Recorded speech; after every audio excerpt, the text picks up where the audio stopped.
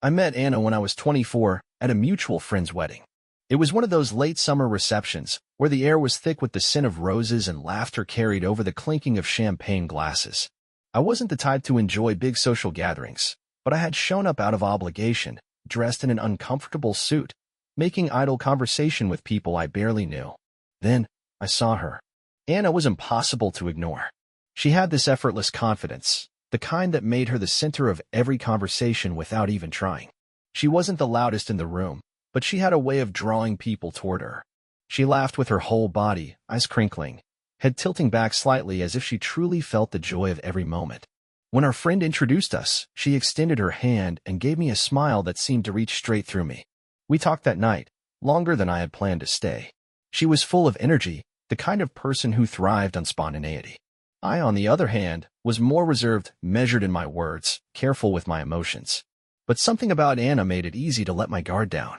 She had this way of making everything feel lighter, as if life wasn't something to be figured out, but simply lived.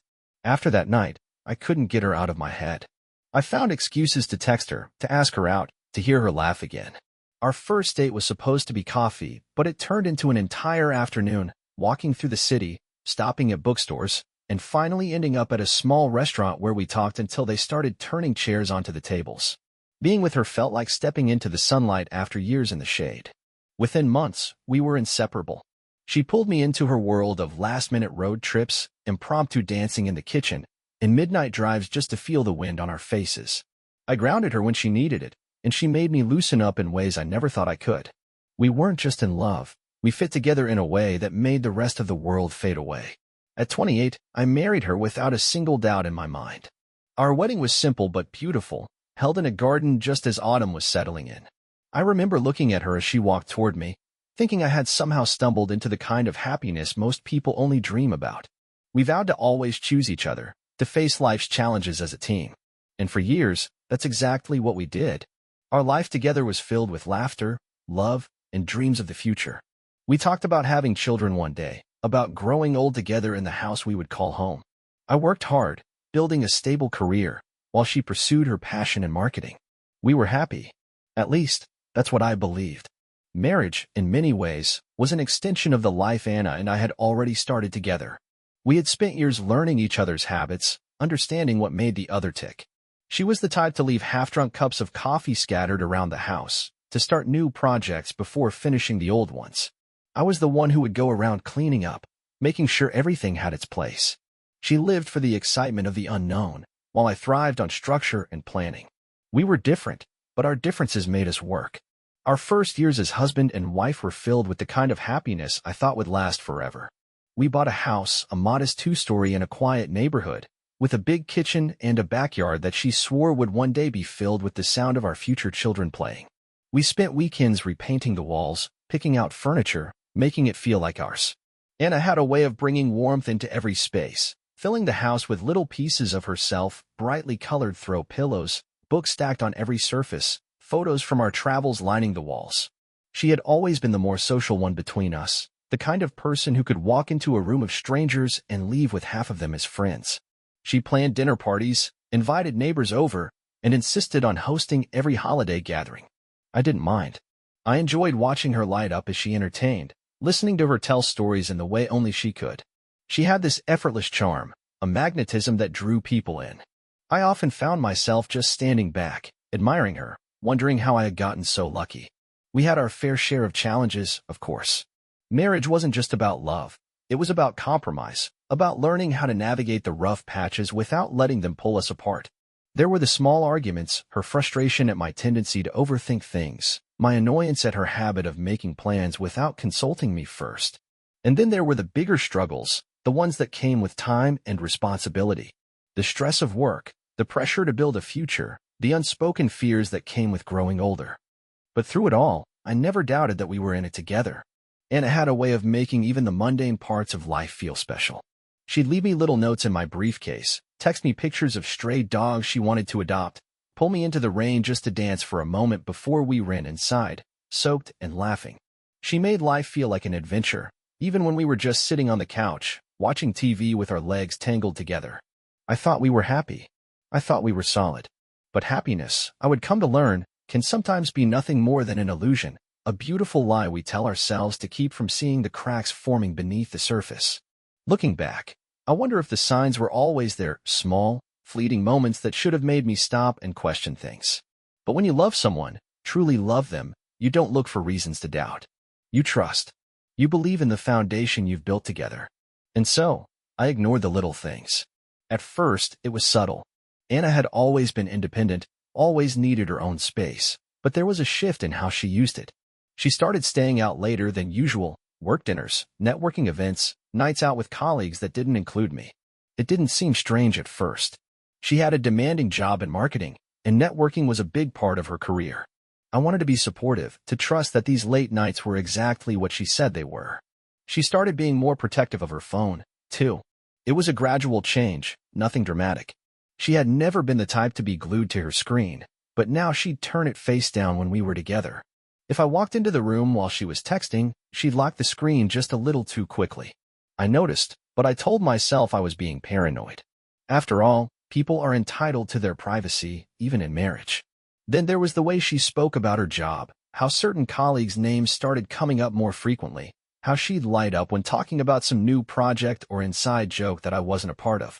Again, nothing that would raise alarm bells on its own, but in hindsight, it was the beginning of something shifting between us. We still had moments of happiness, times when things felt like they had always been. She'd still reach for my hand absent-mindedly when we were out, still curl up next to me on the couch. But there was a distance growing between us, something unspoken yet undeniable. I chalked it up to stress. Work had been keeping me busy, too, and maybe we had just fallen into a routine, the way married couples often do. I remember one night in particular. We had planned a quiet evening together, just dinner and a movie at home, something simple. But she got a text halfway through the meal and suddenly had to leave. "Work emergency," she said, barely meeting my eyes as she grabbed her coat. I watched her rush out the door, leaving her half-eaten plate behind. I cleaned up alone that night, staring at her untouched glass of wine, feeling an ache in my chest that I couldn't quite explain. But I didn't push. I didn't ask too many questions. Because I trusted her. Because I loved her. And because, deep down, I was afraid of what I might find if I looked too closely. The first time I truly let doubt creep into my mind was on a cold evening in December. Anna had left for another late-night work meeting, something that had become so common I barely questioned it anymore. But that night, after she had gone, I found myself restless. Something didn't feel right, though I couldn't put my finger on why. I went to our bedroom and saw her work laptop on the dresser. That was unusual. She never left for meetings without it. I told myself it meant nothing, that maybe she just forgot it, but the thought lingered. If she was working, why wouldn't she need it? I let it go. Or at least, I tried to. But once you start noticing inconsistencies, they're impossible to unsee. It started with the small things. Anna's perfume would linger on her clothes stronger than usual, as if she had reapplied it late into the night. There were unexplained charges on our credit card, expensive dinners at restaurants we had never been to, hotel transactions that she brushed off as work retreats. And then there were the absences. Nights when she'd claimed to be at an event, but when I called, she wouldn't pick up. When she did return home, she was different, distant, distracted, like she was somewhere else entirely. One evening, she came home late again, hair slightly messy, cheeks flushed. She kissed me on the cheek, mumbled something about being exhausted, and went straight to the shower. As I watched her disappear behind the bathroom door, I felt something deep in my gut that I hadn't allowed myself to feel before. Suspicion. I wanted to believe in her. I wanted to believe in us. But a voice in the back of my mind whispered, something isn't right. A week later, I got my first real confirmation. It happened by accident. I had taken the day off from work due to a last-minute project delay, something I forgot to mention to Anna. Around noon, I went out to grab some lunch when I noticed her car parked in a lot across town, near a boutique hotel, one we had never been to together. I pulled over, heart pounding. I told myself there had to be an explanation, that maybe she was meeting a client. But as I sat there watching, I saw her step out of the hotel, adjusting her coat, looking around as if to check if anyone was watching. Then he followed. A man I had never seen before, tall, well-dressed, with the ease of someone who had done this before. He walked up beside her, placing a hand on the small of her back in a way that felt too familiar. Anna didn't pull away. She leaned into it. They spoke for a moment, then he kissed her. Right there, in the open, as if my existence had never mattered. I felt my world collapse in that instant. I sat frozen, gripping the steering wheel so tightly my knuckles turned white. The woman I had built a life with, the woman I had trusted without question, was standing just feet away from me, wrapped in the arms of another man.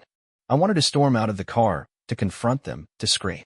But instead, I stayed there, unable to move, watching as she smiled at him, the same smile she used to give me. And in that moment, I knew.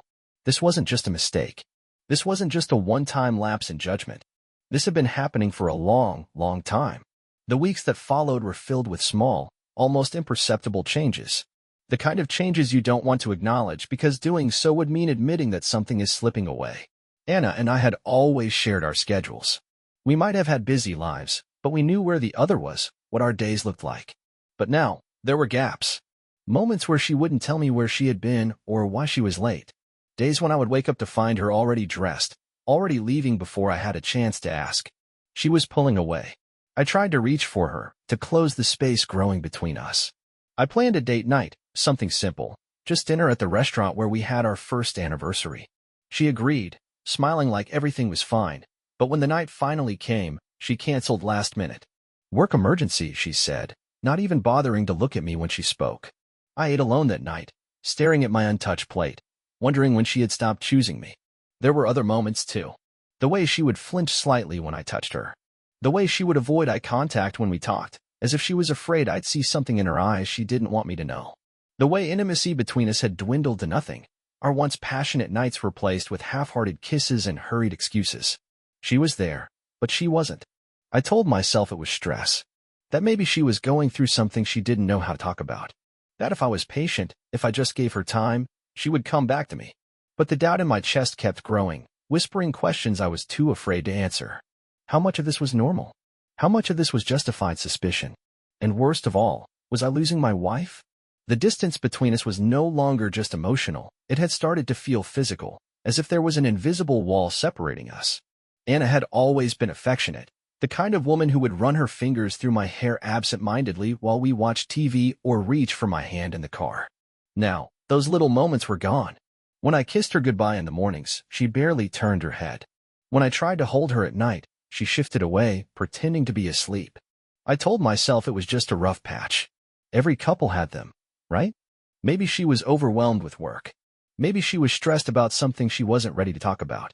I reminded myself that I had vowed to support her in everything. But then, there were the excuses. One evening, I suggested we take a weekend trip together, just the two of us, away from work, away from distractions. I imagined us at a quiet cabin, drinking coffee on a porch, reconnecting like we used to. She hesitated.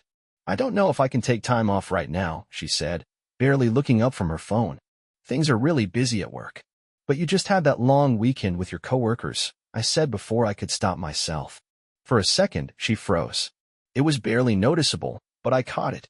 Then she laughed, too quickly, too forced. That was different, she said. That was for a big campaign. You know how it is.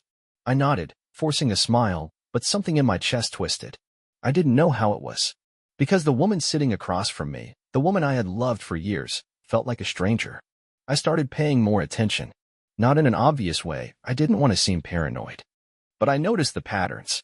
The way she would leave the house on her days off, claiming she was going shopping but returning empty-handed.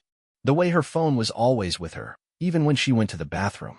The way she started dressing up more for simple errands, taking extra time to fix her hair, to perfect her makeup. One night, I woke up around 2 a.m. and noticed the glow of her phone screen illuminating the room.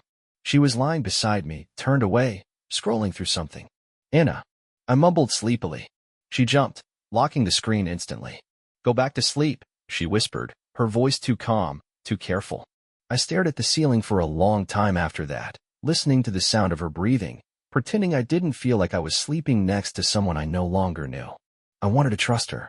I wanted to believe in the woman I had married. But I could feel it. Something was deeply, painfully wrong.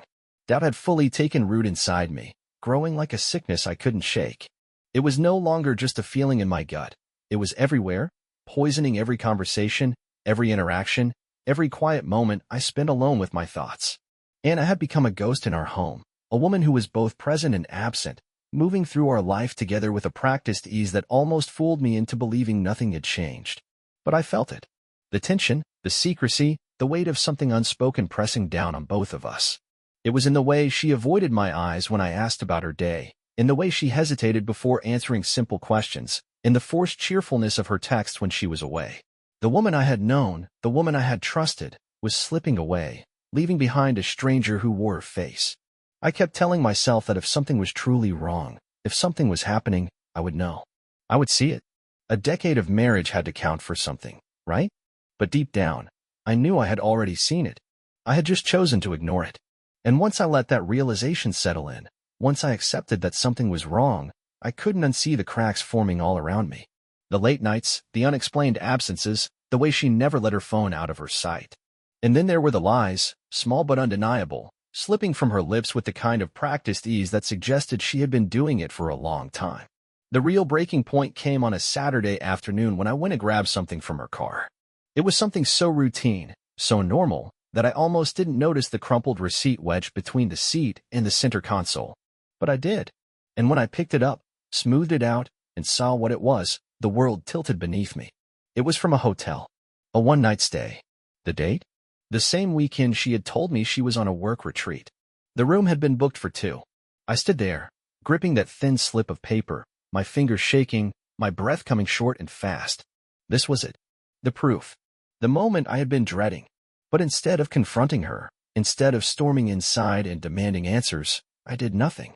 I folded the receipt, slid it into my wallet, and walked away. Because I wasn't ready. Because I couldn't be ready. Because the second I admitted what I already knew, the life I had built, the marriage I had fought for, would be over. The days that followed were a blur. I moved through them in a daze, going to work, coming home, pretending. Always pretending. I watched Anna carefully, noting every excuse, every sidelong glance, every moment she seemed distracted or distant. It was unbearable, the waiting, the uncertainty. I told myself I needed more proof, something undeniable, something that would leave her with no room to lie. But the truth was, I was stalling. I wasn't ready to face what this would mean, what it would destroy. I started checking our home records, our shared phone bills, anything I could get my hands on without raising suspicion. It didn't take long before I found it. A number. One that appeared over and over again. It wasn't saved in her contacts, but it had been called at all hours of the day, early in the morning, late at night, even during times when she was supposedly at work. I copied the number down and stared at it for a long time. I could have called it right then, could have found out exactly who it belonged to, could have ended the guessing game. But I already knew what I would find. And so, instead of calling, instead of demanding answers, I made a different choice. I booked a DNA test. It wasn't suspicion that made me do it. It was something far worse. It was certainty. The DNA test results came in a plain white envelope, the kind that could have just as easily been a bank statement or a piece of junk mail. But inside that envelope wasn't just paper. It was the end of everything. I sat at the kitchen table, staring at it, feeling my pulse hammer in my ears. I told myself I was ready, that I already knew what it would say. But when I finally tore it open and read the words printed on the page, my stomach dropped. Probability of paternity, 0%. The words blurred in front of me. I blinked, shook my head, read them again. But they didn't change. They didn't rewrite themselves into something less devastating, less final. Neither of my children were mine. I felt something break inside me. Something fundamental, something I had built my entire world around. 10 years. A decade. That's how long I had been living in a lie. Raising children that weren't mine. Loving a woman who had betrayed me so completely, so deeply, that I couldn't even comprehend the full extent of it. My body shook with something raw, something animalistic. I felt the rage climb up my throat, burning like acid, like fire. I slammed my fist against the table so hard that everything on it rattled. My breath came in ragged gasps, my vision blurred with red. She had lied to me. For 10 years. I had worshipped this woman, built my life around her, sacrificed for her, loved her with everything I had. And all along, she had known. She had known, and she had still let me stay.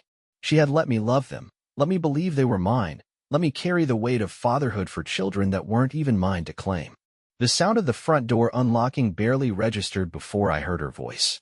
Hey, I was on my feet before she could finish. I grabbed the envelope, marched straight to her, and shoved it into her hands. Read it, I growled, my voice trembling with barely contained fury. She blinked, confused at first, then glanced down at the papers.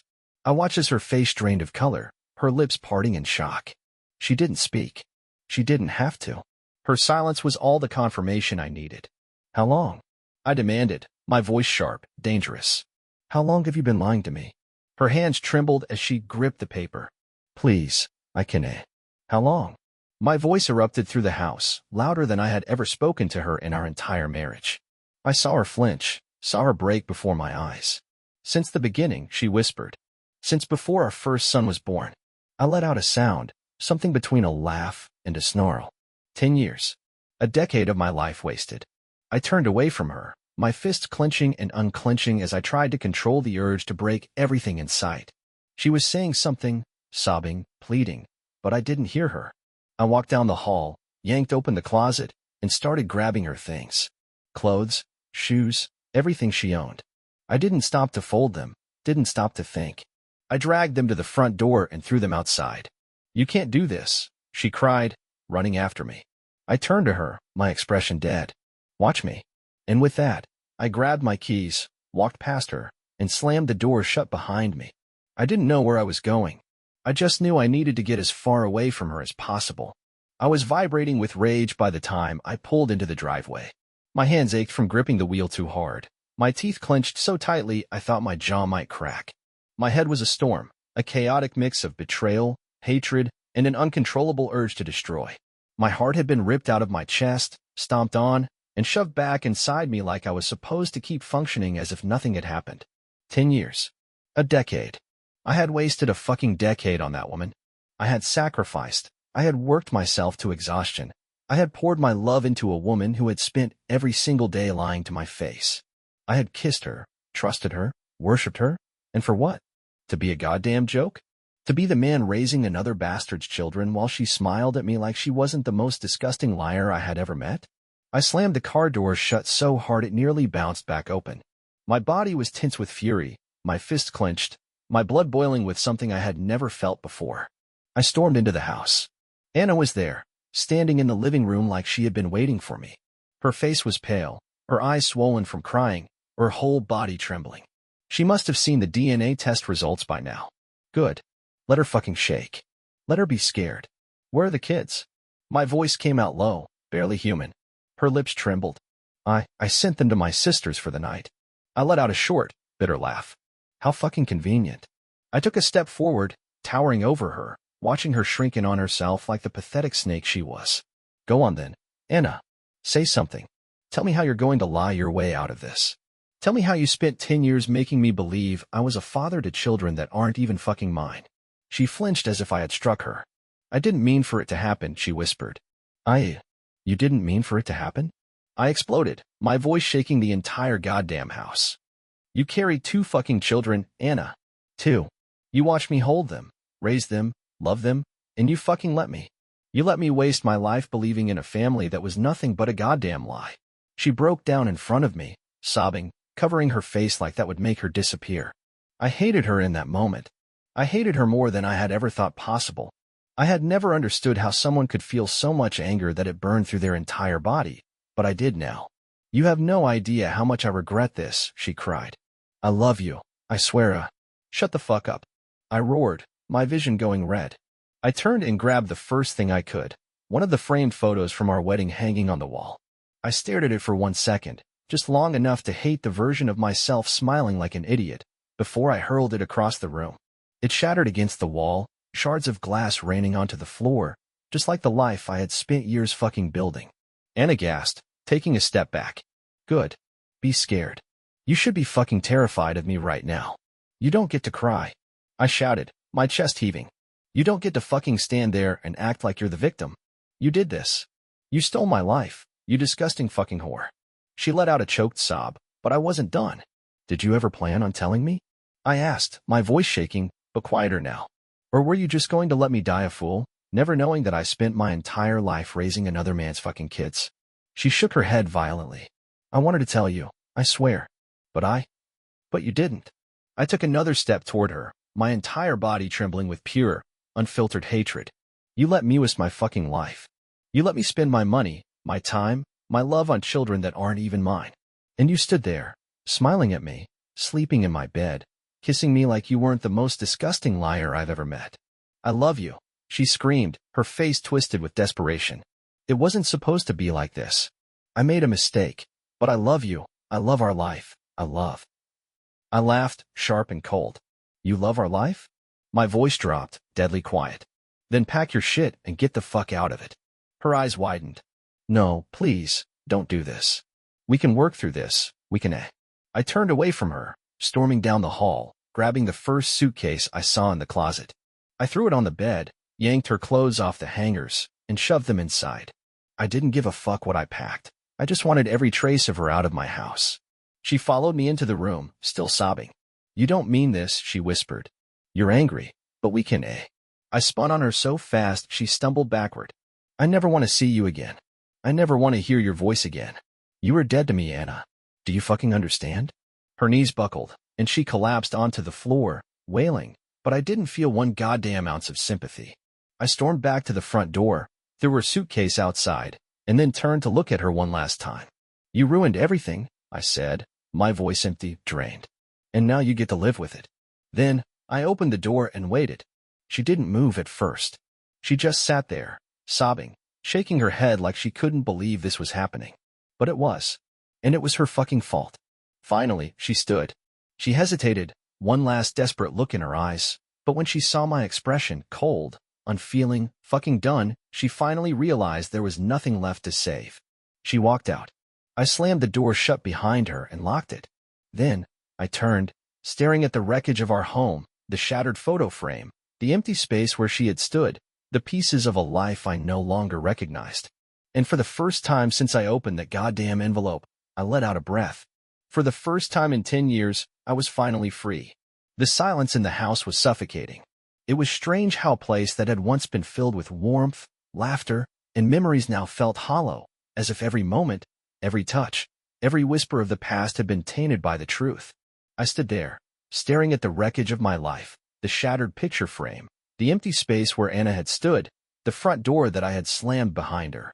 The rage that had consumed me only hours ago was still there, simmering beneath the surface, but now it was laced with something else. Emptiness. For 10 years, my life had been a lie. Every kiss, every "I love you," every late-night talk about our future had been meaningless. Anna hadn't just betrayed me, she had stolen everything from me. My marriage, my fatherhood, my sense of reality. I had spent years believing I was building a family, investing in something real, when in reality, I had been nothing more than a fool. The worst part? I still loved those kids. They weren't mine. They never had been. But I had raised them. I had taught them how to ride bikes, read bedtime stories to them, held them when they cried. And now, they were gone too. Anna had taken everything. I poured myself a drink, a strong one.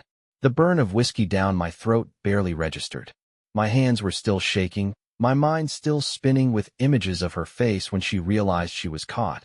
The way her lips trembled as she tried to lie one last time. Pathetic.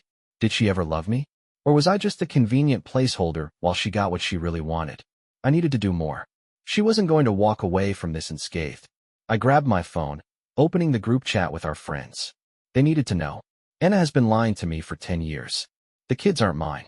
She cheated, got pregnant twice, and let me raise another man's children while she smiled in my face every single day. I sent the message before I could think twice.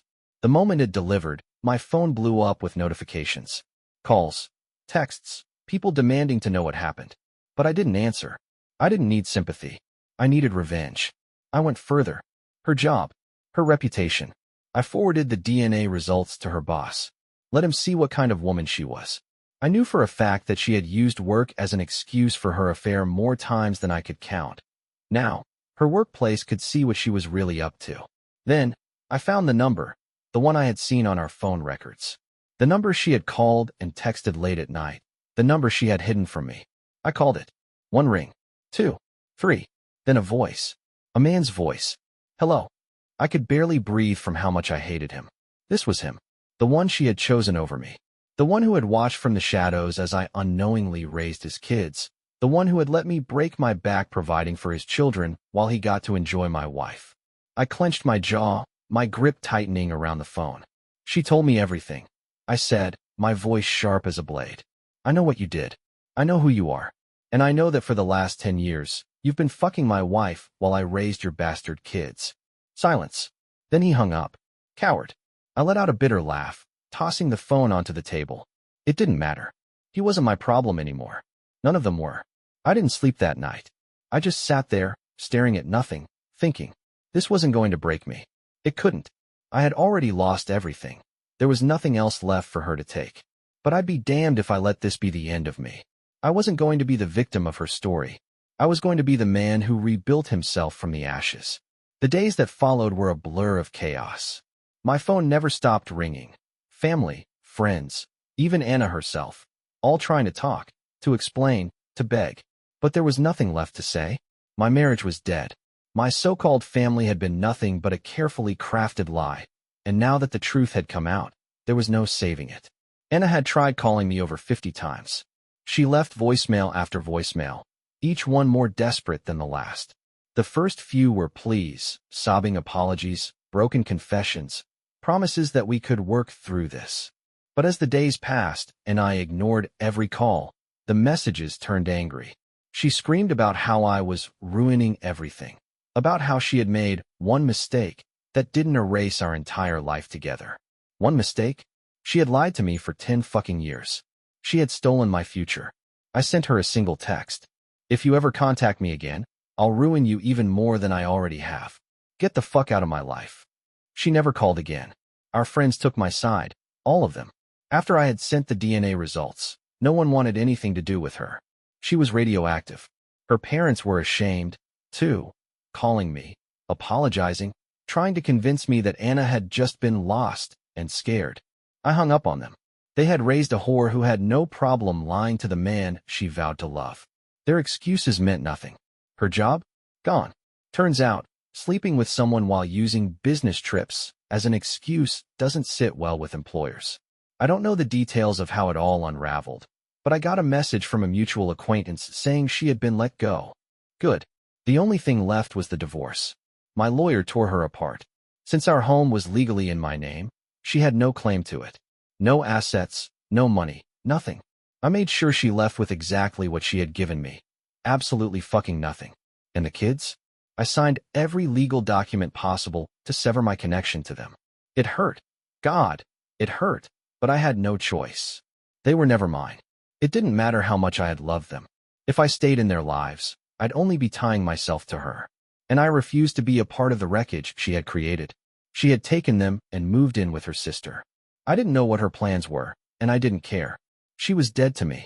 The months that followed were about rebuilding. I cut ties with everything that reminded me of her. I redecorated the house, repainted the walls, burned every single photo of us together. I erased her. Therapy helped.